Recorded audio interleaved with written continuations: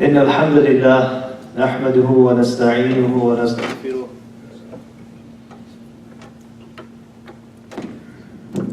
ونعوذ بالله من شرور أنفسنا ومن سيئات أعمالنا من يهده الله فلا مضل له ومن يضلل فلا هادي له وأشهد أن لا إله إلا الله وحده لا شريك له وأشهد أن محمدا عبده ورسوله يا أيها الذين آمنوا اتقوا الله حق تقاته ولا تموتن إلا وأنتم مسلمون يا أيها الناس اتقوا ربكم الذي خلقكم من نفس واحدة وخلق منها زوجها وبث منهما رجالا كثيرا ونساء واتقوا الله الذي تساءلون به والأرحام إن الله كان عليكم رقيبا يا أيها الذين آمنوا اتقوا الله وقولوا قولا سديدا يصلح لكم أعمالكم ويغفر لكم ذنوبكم ومن يطع الله ورسوله فقد فاز فوزا عظيما أما بعد فإن أصدق الحديث كتاب الله وأحسن الهدي هدي محمد صلى الله عليه وسلم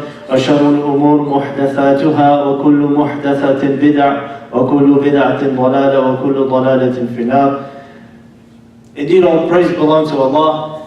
We praise Him and we seek His forgiveness and His assistance. And we seek refuge in Allah from the evil within ourselves and from the consequences of our bad actions. Whoever Allah guides, none can misguide. And whoever Allah misguides, there is no guidance for him. And I bear witness that there is no deity worthy of worship except Allah, alone without any partners. And I bear witness that Muhammad sallallahu alaihi wasallam is His servant and messenger. Allah, He says in the Quran, O you who have believed, fear Allah as He should be feared, and do not die except in a state of Islam.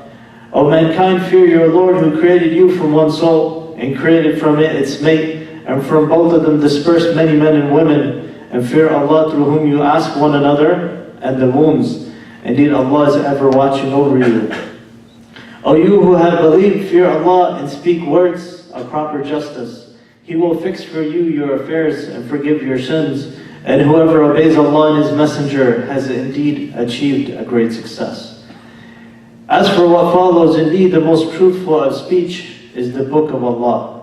And the best of guidance is the guidance of Muhammad sallallahu alaihi wasallam. And the worst of affairs are the newly invented matters. And every newly invented matter is an innovation. And every innovation is a misguidance. And every misguidance leads to the hellfire. So we as a nation, in recent years, we've been dealing with an issue which is becoming more and more discussed. And is polarizing the communities around the country. It's the issue of racism and racial violence. For instance, 2 years ago, a young man named Dylan Roof, he walked into an African American church and he killed 9 people.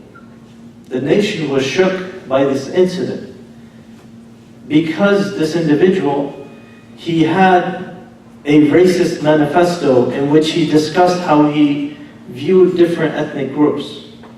So he would list an ethnic group, how he felt about African Americans, how he felt about the Chinese. So he had an ideology. And these kind of incidents are increasing around the country. So there is a concern. Is this issue being brushed under the rug? Are we not discussing it enough? And sometimes we feel that this is the case. Because when a Muslim or when an African American commits a crime, the entire community is held at task. And the entire community is asked, why did this individual commit a crime? Why is this individual mentally unstable? Whereas somebody like Dylan Roof, the media is going to say he's a lone wolf. He had some kind of mental issues. So, there's a racial bias that, we need to discuss. And it's affecting all of us. And that's why, just because the color of my skin is brown, or I look like a Muslim, people will hate me. Because there's that racial bias. And we need to discuss this.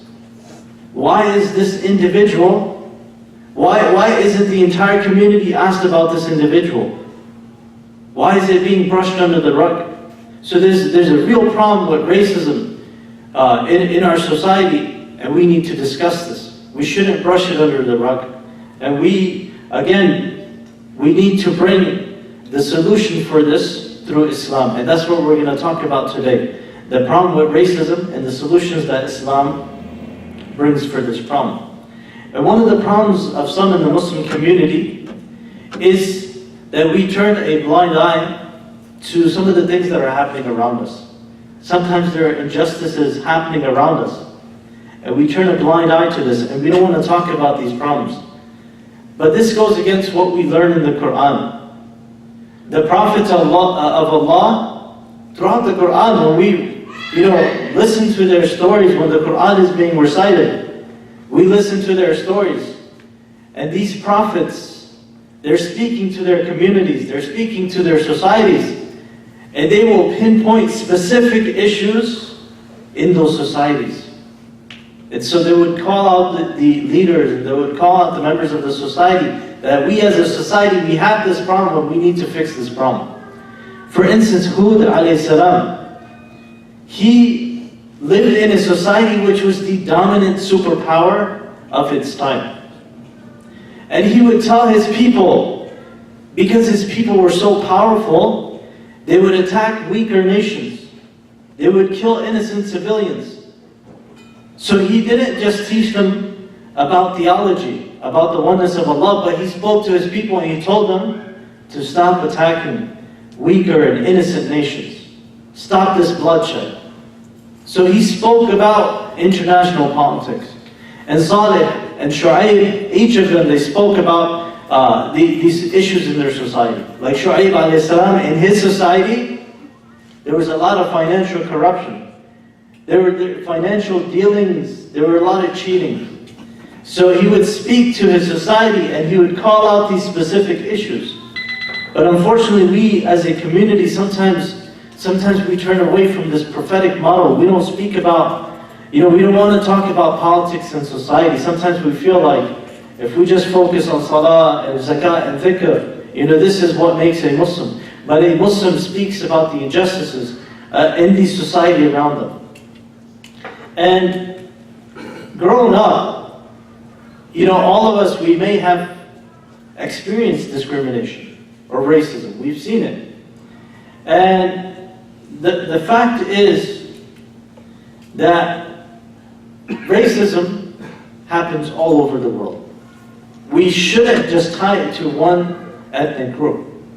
And this is something we've all seen in the world. Any country you go in the world, discrimination happens against minorities. And for instance, like I'm from Pakistan, right? And we have several ethnicities within Pakistan. You would see a Pakistani, you would say, this individual is just a Pakistani, but when you go into Pakistan, they actually, you have Punjabis, and you have people from Peshawar in the north, and people from Sindh. So, these kind of things, and there is discrimination even between these groups. So any society, any country you go to, there will be discrimination, and there will be racism. And let's be honest with ourselves. Racism, the Muslim community also has a problem with racism. And this is a fact. In fact, I gave this exact khutbah a week ago in Newark, New Jersey. And I spoke about these issues, and one brother, he had gray hair, African-American brother, he had gray hair in his beard. He came up to me and he was going to burst into tears. He said some brothers came up to him and they were considering leaving Islam because of the racism that they felt in the community. So this is a problem in our communities as well. Racism is affecting us, and it prevents us from growing as a community. Because unless we respect each other as a community, we can't expect the world to respect us. When we don't respect each other, and we don't have that love and sincerity amongst each other. And one of the most beautiful and liberating teachings of the Quran is the concept of racial and social equality.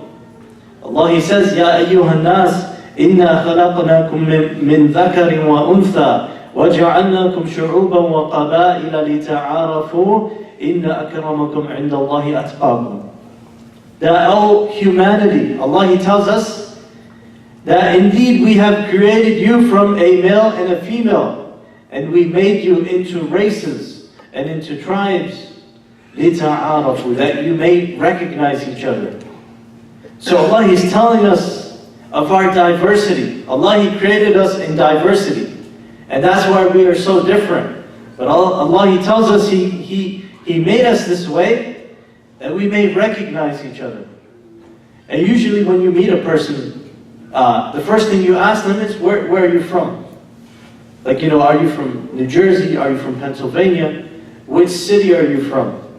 Are you from Philly? Are you from Allentown? And then when somebody from your city, you meet somebody from your city, you start asking about that city, right? So we have this recognition amongst each other based on, where we grew up, right? So Allah He says, لِتَعَارَفُوا, that you may recognize each other, not that you may hate each other or hold each other in contempt. And then Allah He says, indeed the most honorable, the most noble in the sight of Allah amongst you are the most righteous of you. So you won't be judged by your skin color. You won't be judged by your ethnicity or your nationality. Allah He says, your true worth, if you truly want to be honorable, it's how you are spiritually. Are your actions, are they correct? And humanity has different shu'ub. So Allah He told us He made us into shu'ub, into different various races. So we have black and white, we have Indian and Chinese, and we have Hispanic and we have Arab. So we have many different races amongst humanity. And then within these races, we have sub-races, or we have sub-ethnicities or tribes. So Allah He tells us that we are very different. And Allah He wants us to celebrate this diversity.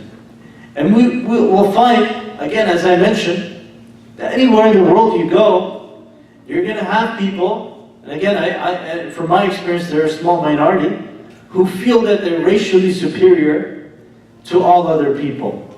Right? In every part of the world, you'll go, and they'll give this notion that we are the racially superior race. But again, that's a small minority. Unfortunately, sometimes they're very vocal, and sometimes people follow them. But again, they're a small minority. And most people that you deal with are reasonable. Have you ever dealt with somebody you might have a little bit of an animosity towards them, or they towards you, right?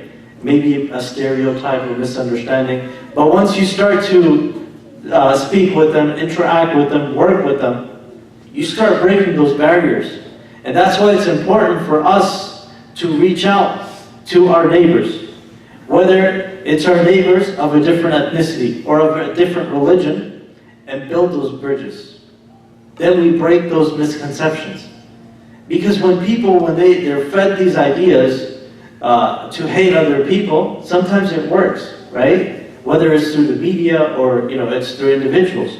So we need to build bridges so that we break those barriers. And as a Muslim community, Allah He teaches us in Surah Al-Hujurat to respect one another. Allah He said, so this verse that I mentioned is in Surah Al-Hujurat, verse 13. And two verses before this, in verse 11, Allah He mentions, He forbids us from making fun of each other.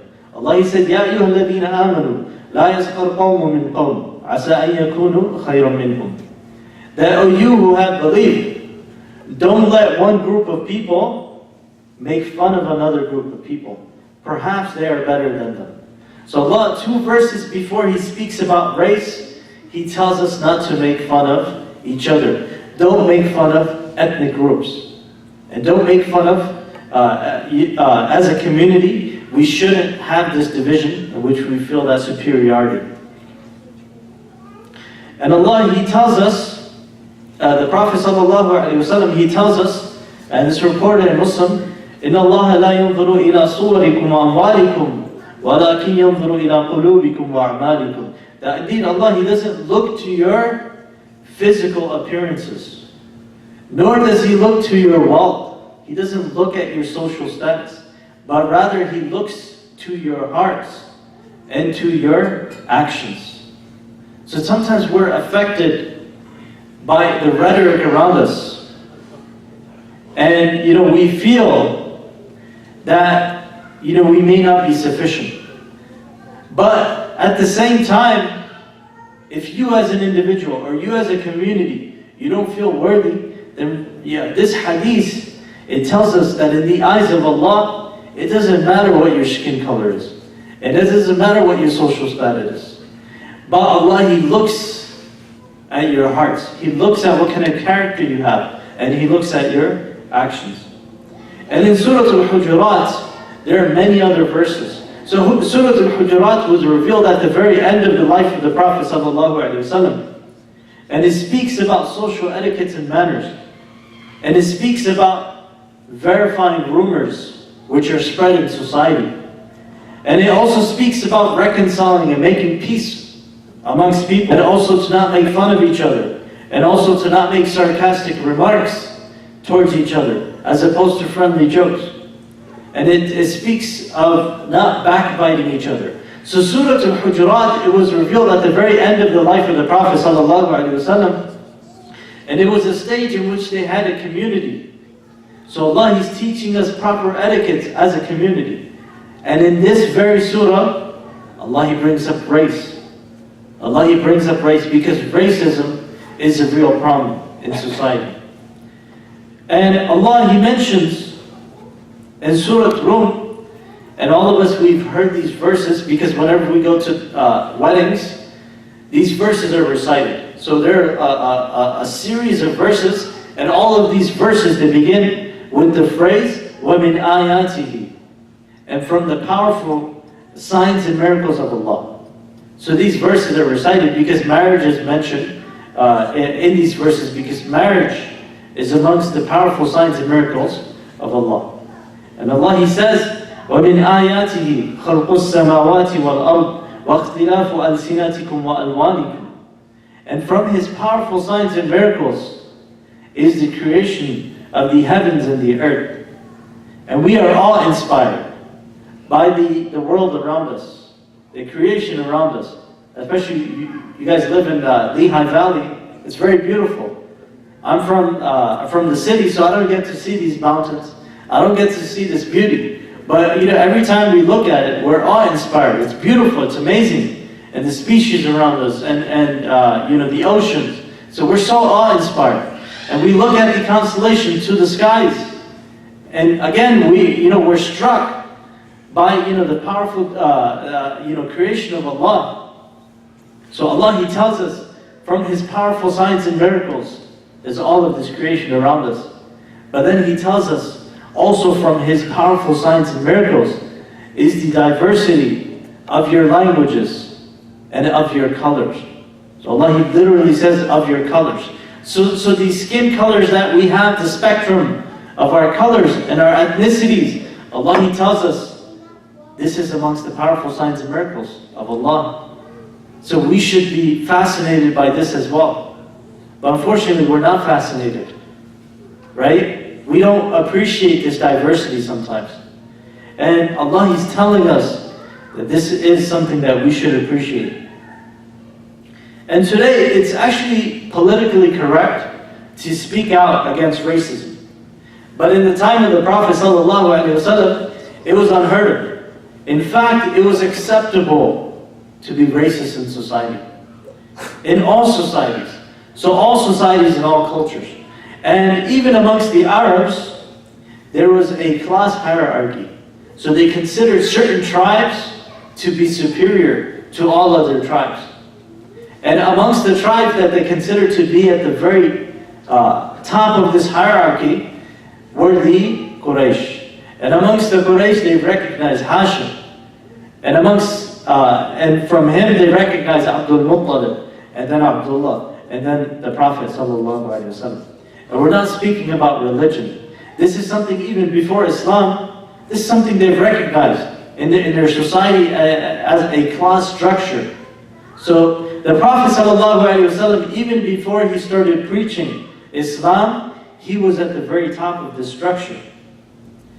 And this one person who's at the very top, he turns around and he says there is no structure. In fact, we're all the same.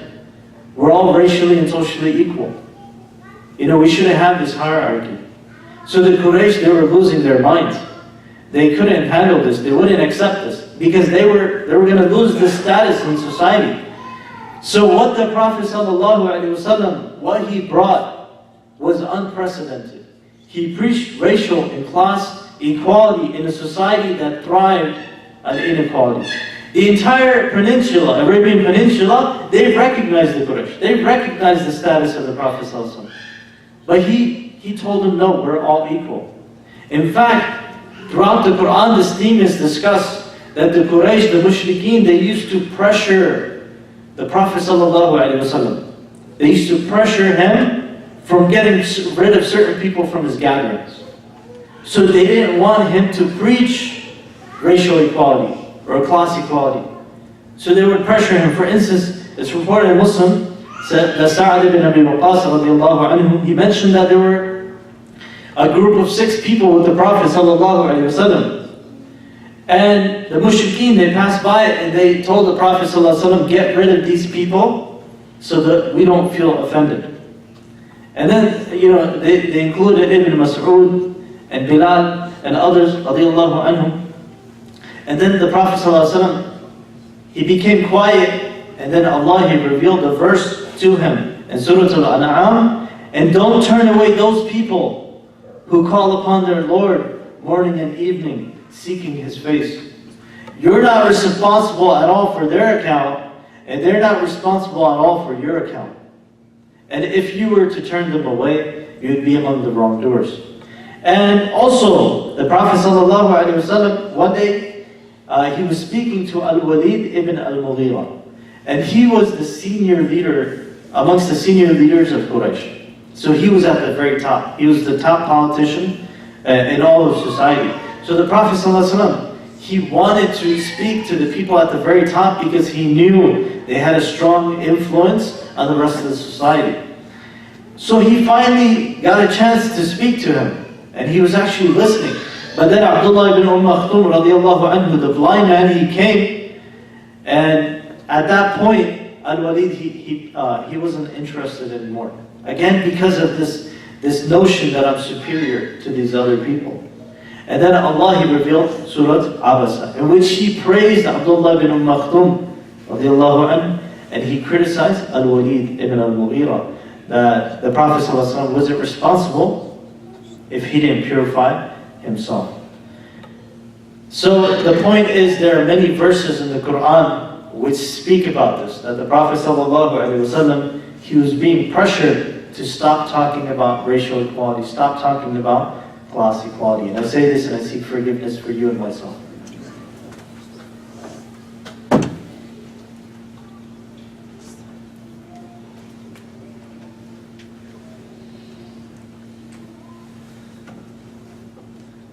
Bismillah, alhamdulillah, wassalatu wassalamu ala rasulillah wa ala alihi wa sahbihi wa man wala. So the Prophet ﷺ, at the very beginning of his da'wah, he preached racial equality. And at the very end of his da'wah, the last speech that he gave at the farewell Hajj, he said, Ya ayyuhan nas, ala inna rabbakum wahid wa inna abakum wahid. O people, your Lord is one, and your Father is one. Meaning we're all from the same source. And he said there is no superiority of an Arab over a non-Arab, nor of a non-Arab over an Arab, nor of a white person over a black person, nor of a black person over a white person, except in terms of piety. So at the very beginning of his mission, it was very difficult. He was being pressurized to stop talking about this topic. But at the end of his mission, he kept preaching the same. So the entire life of the Prophet ﷺ was devoted to preaching racial equality. So alhamdulillah, we as a Muslim community, we generally have a love amongst each other, a love and acceptance of each other. But any remnant of racism that we feel in our hearts, we have to try to get rid of that. Only then, when we learn to love and respect each other, will other people love and respect us as a community. And that's what we want. So, the Prophet ﷺ, there's an interesting question. Whenever we talk about racial equality, a very important question comes up. If we're all racially equal, is it allowed to love your ethnic cuisine, or your ethnic dress, or your culture, or your society, or your country? And this is something that people, they become confused with. The answer is you're allowed to love your culture because it's a natural love. Like you love Allentown, right? You grew up in Allentown. You love the mountains. You love the food. And even in the time of the Prophet ﷺ, they presented a roasted lizard to him, but he didn't know what it was. So when they told him what it was, he was about to eat it, but when they told him, he pulled his hand back. And then Khalil ibn Walid, radiallahu anhu, he was the one narrating this incident. He asked the Prophet ﷺ, he said, is it forbidden? Are we not allowed to eat this? And the Prophet ﷺ, he said, لا ولكن لم يكن بأرض قومي فأجدني أعافو. That no, it's not forbidden, but it's not found in the land of my people, so I dislike it. So Khalid ibn Walid, he actually ate the lizard in front of the Prophet ﷺ, and it's reported in Bukhari. So the point here is that the Prophet ﷺ, he had a preference for certain food. And when this lizard was presented, it was something outside of his culture, so he didn't eat it. So some people, they love spicy food, and other people, they don't like spicy food. In fact, if you mention spicy food, you see the fear in their eyes. Like, I grew up eating spicy food. If somebody doesn't like spicy food, that's okay. It's a cultural preference. When it comes to food, when it comes to clothing, even when it comes to marriage, the Prophet ﷺ, he gave us guidelines. He told us to marry somebody who has their religion, good religion, and good character. But beyond that, it's your personal preference. Whatever you feel comfortable with, right? So it's okay to love your culture. It's okay to love your city. It's okay to love your country. That's okay. It's a natural love. But you should never take this love and make it above the love of Allah and His Messenger. You should never take this love and make it superior to loving Allah and His Messenger and your love of Islam. So again, my brothers and sisters, this is just a short reminder for all of us, including myself, that we have these problems in our communities, and we need to resolve these problems, and we need to be sincere, and we have to go back to what Allah has taught us with regards to racial equality, and that all of us were the same. Every single person in this room is the same. The only thing that differentiates us are our actions. What's in our heart? How do we conduct ourselves? The righteousness, the spirituality. That's going to make the difference amongst us. And may Allah subhanahu wa ta'ala allow us to love each other. And may Allah allow us to be sincere towards each other. May Allah forgive all of us our sins. And may Allah subhanahu wa ta'ala remove all the diseases of the hearts. Wa sallallahu ala Sayyidina Muhammad wa ala alihi wa sahbihi sallam.